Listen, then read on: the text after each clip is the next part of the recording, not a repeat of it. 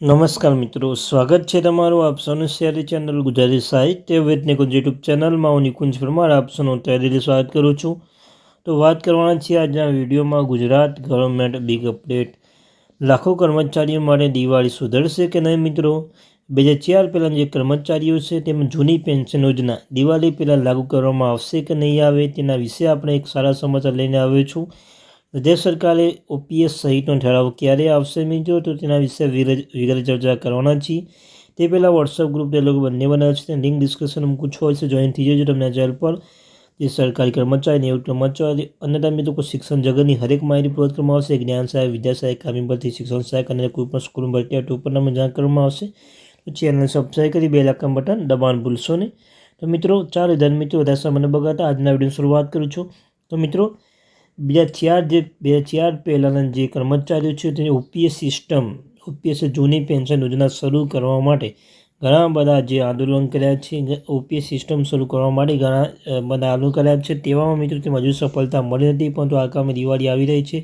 શું દિવાળી તેમને ગિફ્ટ મળશે કે નહીં તે બાબતે મિત્રો ગાંધીનગર ખાતે સત્યાગ્રહ સાવણ સુધી પદયાત્રા કરવામાં આવી હતી. હાથમાં બેનર સાથે મોટી સંખ્યામાં શિક્ષકો પદયાત્રામાં સામેલ થયા હતા અને સિવાય જેમને જૂની પેન્શન યોજના લાભ મળતો નથી તેવા નિવૃત્ત શિક્ષકો પણ પદયાત્રામાં જોડાયા હતા. તો મિત્રો ગાંધીનગર ખાતે રેલી નીકળવામાં આવી હતી. 2004 પહેલાં જે કર્મચારીઓ છે તેમ રેલી કાઢીને જૂની પેન્શન યોજના લાગુ કરવાનો આપ્યો હતો મિત્રો ઇશારો.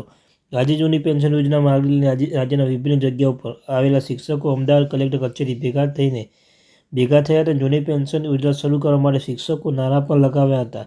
ત્યારબાદ શિક્ષકોના હાથમાં બેનર સાથે કલેક્ટર કચેરી પરથી ગાંધીનગર સુધીના પદયાત્રા કરી હતી. આ રેલીમાં આખા રાજ્યમાંથી આવેલા શિક્ષકો જોડાયેલા હતા. રેલીમાં નિવૃત્ત દિવ્યાંગ શિક્ષકો પણ સામેલ થયા હતા. અગાઉ જેના પગાર 50% રકમ પેન્શન રૂપે મળતી હતી તે રકમ ફરીથી શરૂ કરવાની માગણી કરી હતી. અને મિત્રો એક શિક્ષકે જણાવ્યું હતું કે વર્ષ 2005 અગાઉ થયેલી ભરતીના કર્મચારીની જૂની પેન્શન યોજના ઠરાવ કરવા માગણી કરવામાં આવી છે. સરકારે 5 મંત્રીઓની સમિત 2022 ચૂંટણી અગાઉ વચન આપ્યું હતું. વિધાનસભા ચૂંટણીઓ હોવાથી સરકારે સમાધાન લેખિત ખાતરી આપી હતી, પરંતુ 2 વર્ષ વીતી ગયા છતાં કોઈ પણ ઠરાવ થયો નથી. એટલે કે એમ ફરીથી આંદોલન શરૂ કર્યું છે. અમારી માંગ ન સંતોષાય આંદોલન શરૂ રહેશે. તો મિત્રો સાથે જે કર્મચારી નિવૃત્ત શિક્ષકો છે જણાવ્યું હતું 2001માં નોકરી જોડાઈ હતી, 2022 નિવૃત્ત થઈ હતી. ત્યારે નિવૃત્ત બાદ મને 29 રૂપિયા પેન્શન મળી રહ્યું છે. વડે પણ 29 રૂપિયા જીવન કેવી રીતે ચલાવવું તે સવાલ છે, જેની પેન્શન યોજના સાથે હું આંદોલન જોડાઉં છું. તો મિત્રો ઘણા શિક્ષકો એ જ માગણી છે હાલ કે દિવાળી પહેલાં તેમ જૂની પેન્શન યોજના લાગુ કરવામાં આવે, તેમ ઓપીએસ સિસ્ટમ શરૂ કરવામાં આવે.